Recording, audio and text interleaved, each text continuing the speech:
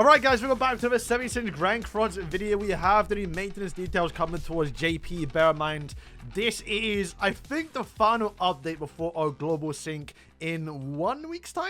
I think. I'm not entirely too sure, but I am looking forward towards it. And this, honestly, might be one of the first LRs in a long time that I'm kind of excited for because they've just been all arse. Like, if I'm being honest, Zeldris, Galand, Gloxinia, I think was decent, but, like, who cares?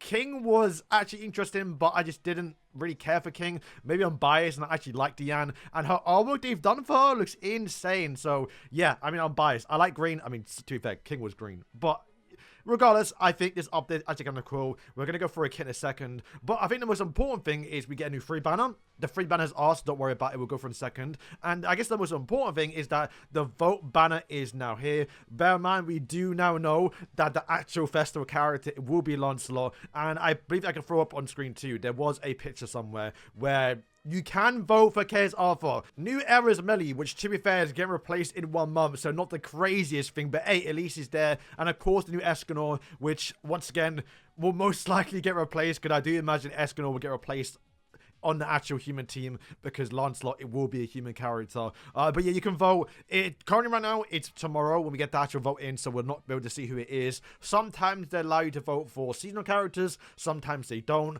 Really curious how they're going to handle this because the way they've done characters recently, like Gelda is not seasonal, but she's not a standard character either. So you should be able to vote for her, which would be nice because getting Gelda on the banner, plus some other characters too that released during the year that are not standard characters. Like I guess OG Percival, maybe even the new Percival as well, would be kind of cool to see. And then quickly to run down towards the bottom of the patch notes, we are getting two things that one, people may not care about, but the PC version is now real. If you play the PC version, you can't log in and buy stuff, which is like slightly annoying for like at least streamers and people that do YouTube or someone who just plays the game on their PC. Where now, if you play on PC, you get a 10% off payment when you will be that's points.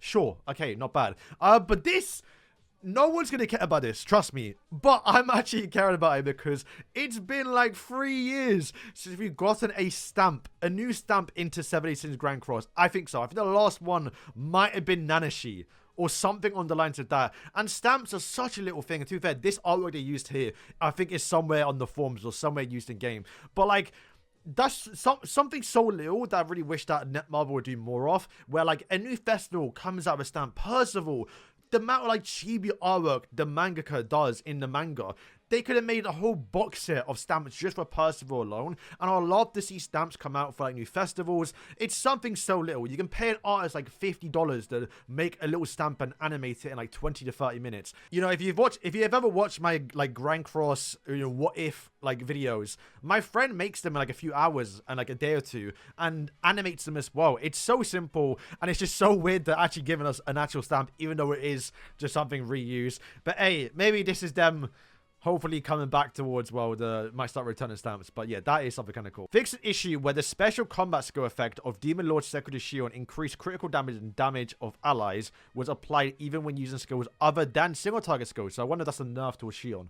Okay, so this is the 5.5 half anniversary step up banner. Honestly, it's not great. The only good one obviously is the Freya because I guess she's somewhat new.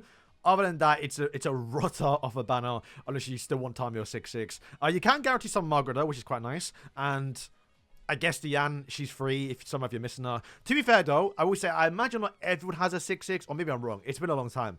When she come out for the 3rd anniversary? So, yeah, maybe people don't have a 6/6. And I guess you wouldn't have a 6/6 because the ultimate is very, very dupe dependent. Okay, it says read through this Diane if you haven't actually seen it. So, whenever you receive damage from an enemy attack, your damage dealt is increased by 50%. Bear in mind, before it was 10% each time you get targeted. And it does stack up to now 60%, where before it was 50%. And that was it, right? When now she's also getting the effect of attack rate stat increase by 7% up to a maximum of 28%. So quite a big DPS buff for this Diane, which I actually kind of like because Diane was actually, to be fair, if you played her back in the day, maybe not so much now, right? She actually dealt a lot of damage when you fully max out that actual passive, which is like absorb 500 damage taken.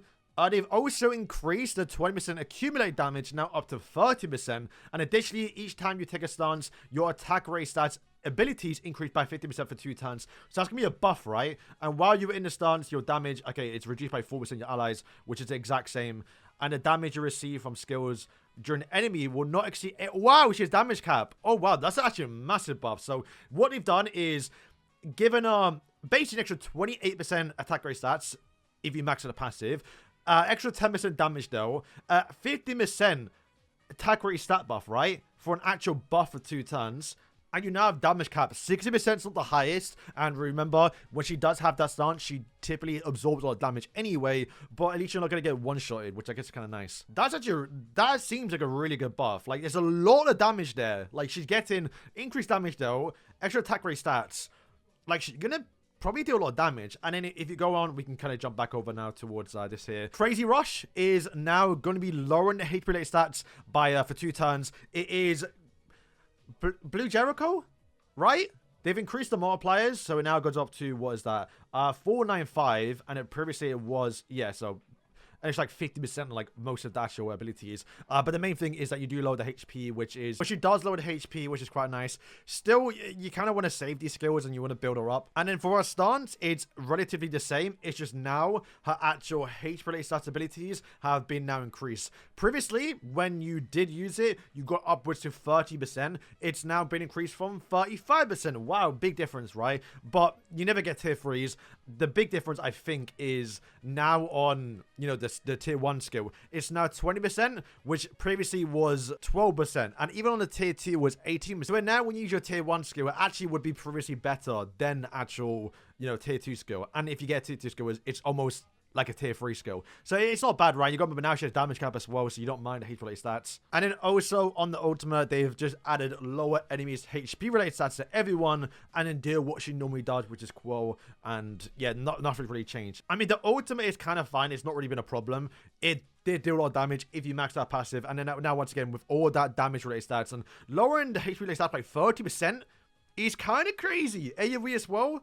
That's going to probably nuke everyone. Like, I imagine that actually would quite a lot. And yeah, maybe this Diane might be a counter towards, like, the human team a little bit, because there are a lot of greens, being obviously Arthur and Escanor. And technically speaking, Percival does increase the recovery stats, which also ties into hate-related stats, I think it is. So lower on hate-related stats means you're not going to heal as much from the Percival recovery. So if Lancelot does become, you know, meta-relevant with Percival, this might be a somewhat good counter towards it. But I still believe that Lancelot will be a blue character, which they will both counter each other out anyway. We'll have to wait and see. So yeah, guys, that is kind of the update. That is the new Diane. That is also the vote banner, which I know a lot of people excited for. It's gonna be a really good banner. We're gonna have guaranteed Arthur, guaranteed Escanor, and Meliodas with Lancelot, which would be pretty like your 4 pretty good characters. We should expect to see like Geralt on the banner, you know, Boulder as well. Maybe not Percival, the new one. I think they might save that for like maybe like the end of actual year. But surely having Percival, at least the new one, on the banner of Lancelot will make a lot of sense, because I imagine you might want to use both together. But yeah, if that's the case, you might be able to get the whole human theme on this banner. But also do bear in mind that this is only one of 2 banners coming towards the end of the year. So, while yes, this is a pretty big banner, I think you should summon anyway, you got to also be wary of what's coming out at the end of the year, which would be a new Meliodas, which, maybe Meliodas buffs up Sin characters, right? They be going down the road of like Sins working more together than, you know, Demon Meliodas just being a demon character. So this might be more relevant towards that. And maybe she works on like the Pharaoh team too, right? But yeah, looking forward towards it. The actual vote would start tomorrow, even on global, by the way. So you can vote simultaneously across all versions, because bear in mind, we should get the update at the exact same time anyway, so it makes sense. I mean, they normally do it anyway. But yeah, I'm looking forward towards it. So yeah, guys, thank you for watching. We'll be definitely making this Diane's LR character. Maybe will I make it on day 1? I probably will. But I feel like she's going to get counted so up by Lancelot. We'll see. So guys, thank you for watching, and yeah.